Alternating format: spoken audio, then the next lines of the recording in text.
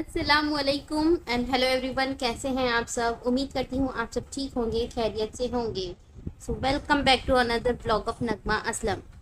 ये व्लॉग जो है ना, जो पिछला व्लॉग मैंने अपलोड की थी उसी का पार्ट था, और ये हस्बैंड के मोबाइल में मैंने शूट की थी, तो वो थे नहीं एडिटिंग के टाइम, और सेंड भी इतना टाइम लगा रहे थे करने के लिए कि मैंने ना इसे स्किप कर दी थी। तो आज यहाँ पर मॉर्निंग में नाश्ते के लिए है चाय ब्रेड। ब्रेड मस्का है, तो अभी ऑनलाइन से मंगा भी ली। मैं आज ना पराठा बनाने का बिल्कुल भी नहीं दिल चाह रहा था, तो एक तरफ चाय चढ़ा दी और दूसरी तरफ यहाँ पर दही बनाने के लिए दूध गर्म करने लग गई थी। और मुझे कमेंट्स भी आया था कि पूछ रहे थे ना किस तरह से मैं दही बनाती हूँ। दही बनाने के लिए मैं बिल्कुल भी पानी का इस्तेमाल नहीं करती हूँ। ऐसे नॉर्मल दूध जो पीने वाले होते हैं ना, उनमें पानी में डालती हूँ, पॉकेट थोड़ा सा खंगाल कर।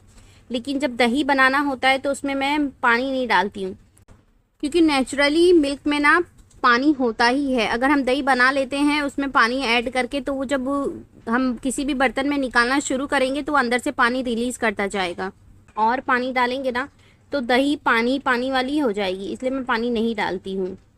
और यहाँ पर एक तरफ है ना बफेलो मिल्क, ये गर्म कर ले रही हूँ, ये बच्चे लोग पीते हैं। और आप लोगों के लिए एक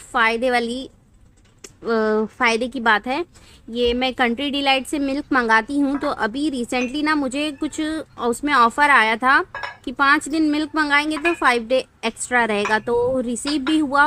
5 दिन का बिना पैसा कटे वो भी मिल्क आया घर पे।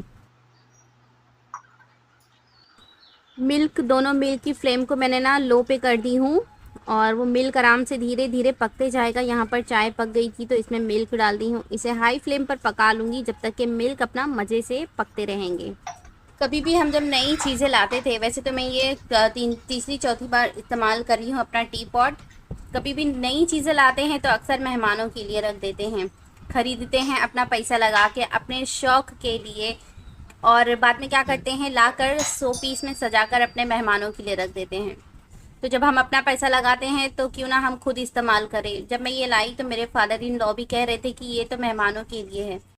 पहले मैं भी ना क्या करती थी, कोई भी नई चीज़ें आती थी, कोई भी चीज़ें हो, वो रख देती थी। मेहमान आएंगे ना तब हम इस्तेमाल करेंगे, तब हम बिछाएंगे, तब हम लगाएंगे, तब हम खाना देंगे उसमें। ऐसे कर करके ना मैंने कितने सारे बर्तन वगैरह सारे जमा करके ना ऊपर कैबिनेट्स में भर दी हूँ, खरीद खरीद के। तो अब मैं अभी तो मैंने अपने शौक़ के लिए लाई, मुझे पसंद आया, और मैं मेहमान के नाम पर रख दूँगी, इस्तेमाल भी नहीं करूँगी। अपनी लाइफ है यार, एंजॉय करो। अपन जो सामान खरीद कर लाते हैं वो खुद इस्तेमाल कर सकते हैं, मेहमान आएंगे तो उसको उनको भी इस्तेमाल करवा सकते हैं। क्या होता है, अब खरीद खरीद के लाकर जमा करके रख देंगे, ज़िंदगी का कोई भरोसा नहीं है, मौत कब आ जाए। और वो सामान रखा हुआ है, घर में 4 लोग जमा होंगे, हिस्सा बंटवारी करेंगे और लेकर चले जाएंगे। ना हमारी दुनिया में काम आने वाला है ना आखिरत में। तो जो हम खरीदे हैं उसका इस्तेमाल खुद कर लें, हिसाब भी तो हमें ही देना है उसका। इतने दिन से मटन मटन खा खा के ना मैं पक गई हूँ। तो आज हस्बैंड अहमद को स्कूल से लाने गए थे, तो वहाँ से सब्जियाँ वगैरह लेकर आए। बारिश में सब्जियाँ कितनी हरी हरी, एकदम हरी हरी, इतनी अच्छी लग रही है। और अफीफ़ा देखिए किस तरह से अम्बाड़ी की पत्तियाँ तोड़ रही है। तो यहाँ पर अम्बाड़ी की सब्जियों की खाली पत्तियाँ ही तोड़नी होती है। अब जिन लोगों ने नहीं बना कर खाए हैं ना, वो लोग एक बार ट्राई करें, बहुत अच्छी लगती है। थोड़ी सी खट्टी रहती है और बनाने के बाद और अच्छी लगती है। तो इसे अच्छे से वॉश कर लेना है। उसके बाद है ना, सबसे पहले इसे उबालना है। तो यहाँ पर देखिए अच्छे से वॉश होकर ना इसे मैंने निकाल ली हूँ पानी निकलने के लिए। अब इसी मैं बड़े से बाउल में ही पानी भरकर इसमें ही उबाल दूंगी। पत्ते बड़े बड़े हैं ना, तो ऐसा लग रहा है सब्जियां बहुत ज़्यादा हैं।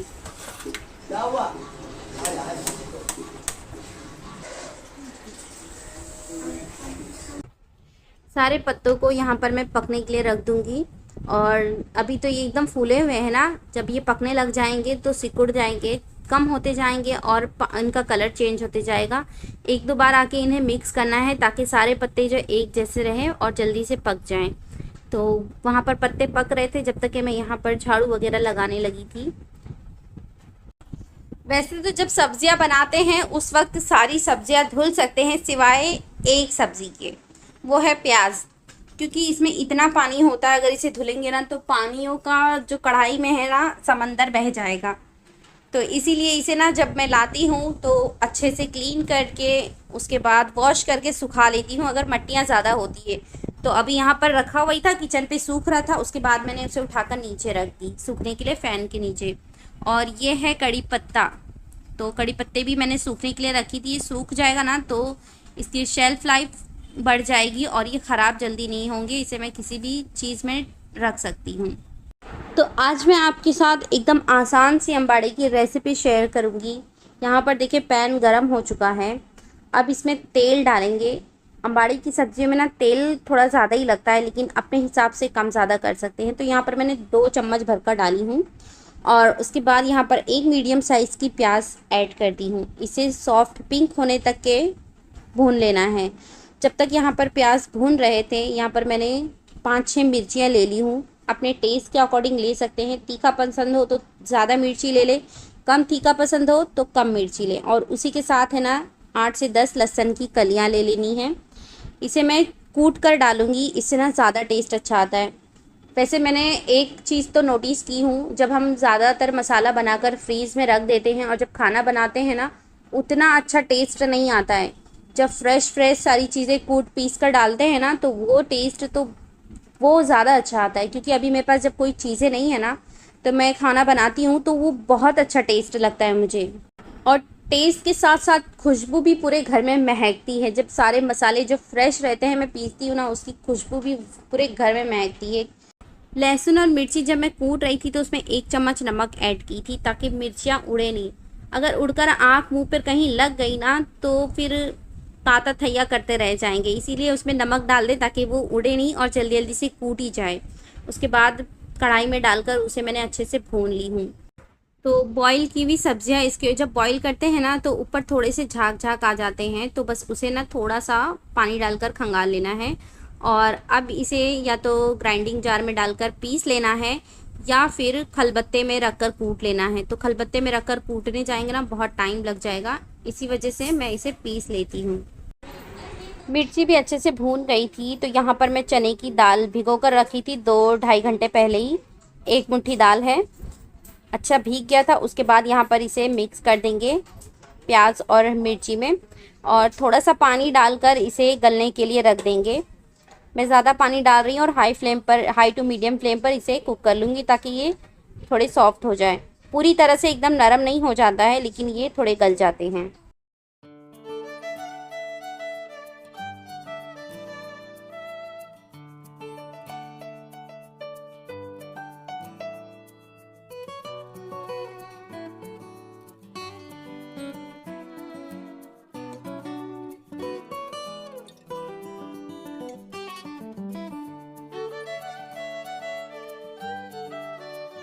तो दालें देखिए यहाँ पर ना सॉफ्ट हो चुकी है, ये थोड़ी कड़क ही रहती है, एकदम नरम नहीं होती है कि एकदम गल जाए जिस तरह से हम दाल बनाते हैं। और खड़ी रहती है तो अच्छी भी लगती है। अब इसके बाद जो हमने सब्जियां पीसी थी वो ऐड कर देंगे और मिक्स करेंगे। और इसमें भुना कुटा हुआ या पिसा हुआ ज़ीरा ऐड करेंगे। कंजूसी ना करते हुए 2 चम्मच यहाँ पर ऐड कर देंगे अच्छी क्वान्टिटी में। इसे मिक्स करेंगे और ढककर लो फ्लेम पर पकाएंगे जब तक कि इसका तेल सरफेस पर नहीं आ जाता है। और जब तेल सरफेस पर आ जाए तो बस उस टाइम फ्लेम ऑफ कर देंगे और डिश आउट कर लेंगे। वैसे तो कभी कभी ऐसा होता है कि मेरे पास कड़ी पत्ते होते ही नहीं हैं। फ्रेश जब हम लेकर आते हैं और उसे ना किसी भी डब्बे वगैरह में रख के फ्रीज़ में रख देते हैं तो वो कुछ दिनों बाद है ना अंदर से नमी नम नम होके ख़राब होने लग जाते हैं। तो मैंने आपकी इसलिए क्या की ना, सारे कड़ी पत्ते सुखा दी घर में ही फ़ैन के नीचे।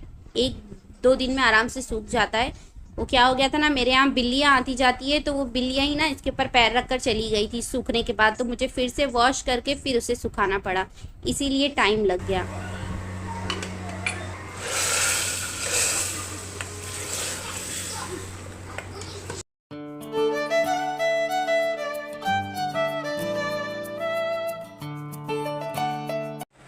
ये लेस वो कपड़े में था, देखिए इस तरह से ये अलग से था, तो मैंने ना इसे दूसरे कपड़े पर रखकर इस तरह से सिलाई कर ली हूँ और फिर इधर से पूरा कट करके इसे पलटी कर दी हूँ अब इसके ऊपर से ना मैं ताप सिलाई लगा रही हूँ। ये रेडी हो जाएगा, उसके बाद नेक बनेगा। तो इसे मैं सिल लेती हूँ, फिर बाद में आपके साथ शेयर करूँगी। तो देखिए ये हो गया है सिल के। अब इसको है ना अंदर की तरफ फोल्ड करना है दोनों। अगर ऐसे फोल्ड करके सिलाई मारेंगे ना तो ऊपर से सिलाई दिखाई देगी। तो इसके लिए क्या करेंगे, इस दोनों को इस तरह से पलटी करेंगे, अच्छे से बराबर से रख के, और इसके किनारे से सिलाई लगाते हुए जाएंगे। सिलाई लगा लेते हैं, फिर बताती हूँ।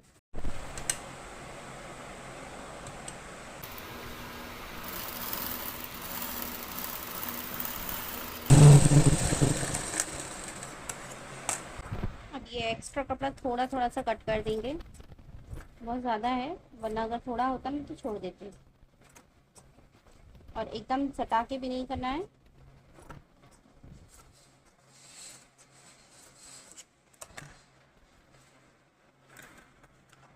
अब इसे पलटी कर देंगे,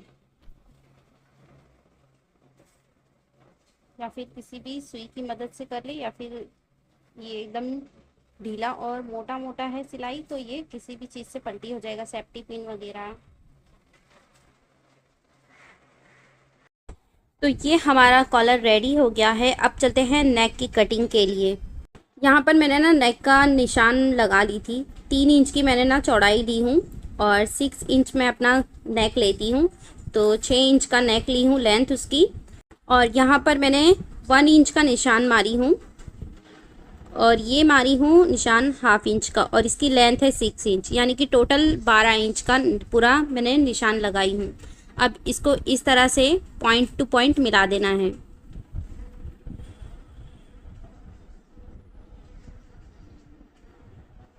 अब इसी तरह से ना साइड में हम 1-1 इंच की मार्जिन पर रख के कैनवास को कट कर लेंगे, निशान लगा लेंगे और कट कर लेंगे।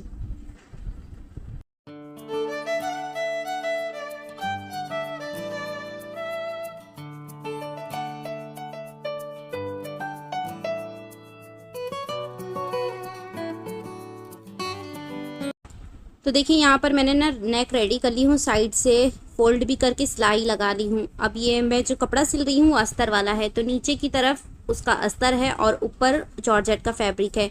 दोनों को साथ में रख के सेंटर से टॉर्च पिन लगा के सेट कर देना है, ताकि जब हम सिलाई लगाएं तो ये इधर उधर भागे नहीं, क्योंकि इसकी लेंथ लंबी है। तो ज़रा सा भी अगर पॉइंट इधर उधर हुआ तो पूरा नेक फिर तिरछा हो जाएगा। बैक नेक मैंने ना 1 इंच की गहराई पर ना 3 इंच चौड़ाई लेके कट कर दी। मुझे ध्यान ही नहीं था वीडियो शूट करने का। अब इसे ना स्टिच कर लेंगे और उसके बाद पलटी करेंगे। नेक पे मैंने ना इस तरह से सिलाई लगा ली हूँ, कट कर दी हूँ। अब इसे पलटी कर देंगे इस तरह से। इससे क्या होगा, हमारा नेक है ना सिलना नहीं पड़ेगा।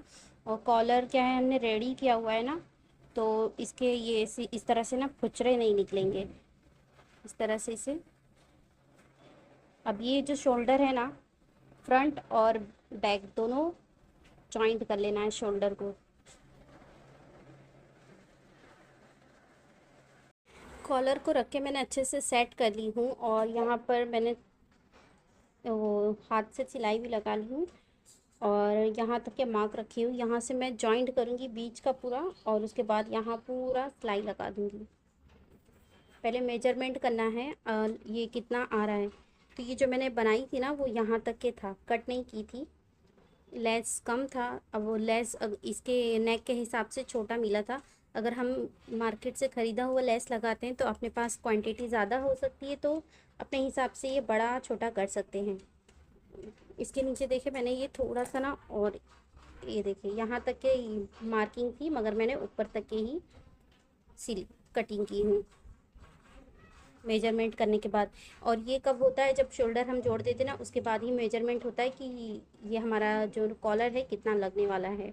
अब यहाँ से लेके पूरा हम स्टिच कर लेंगे। तो ये नेक डिज़ाइन जो है ना कुछ वक्त पहले की है, जो मैं शूट की थी आप लोगों के साथ शेयर करने के लिए, मगर एडिटिंग नहीं कर पा रही थी क्योंकि वीडियो काफ़ी लंबी हो जाती थी, इसीलिए अब ऐड कर दी।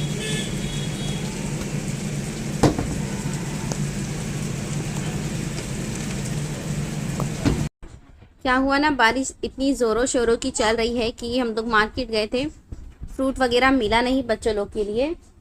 अब कभी भूख लगती है अफीफ़ा बनाना, तो मैं सोची अभी इन लोगों को खाएंगे ना तो सर्दी वगैरह हो जाएगी करके बनाना नहीं ला रहे हैं। बाकी मैंगो, अब तो मैंगो खाना बेकार है क्योंकि ख़राब निकलते हैं, कीड़े निकलते हैं, तो वो भी नहीं ला रहे हैं। और फ्रूट्स मिले नहीं।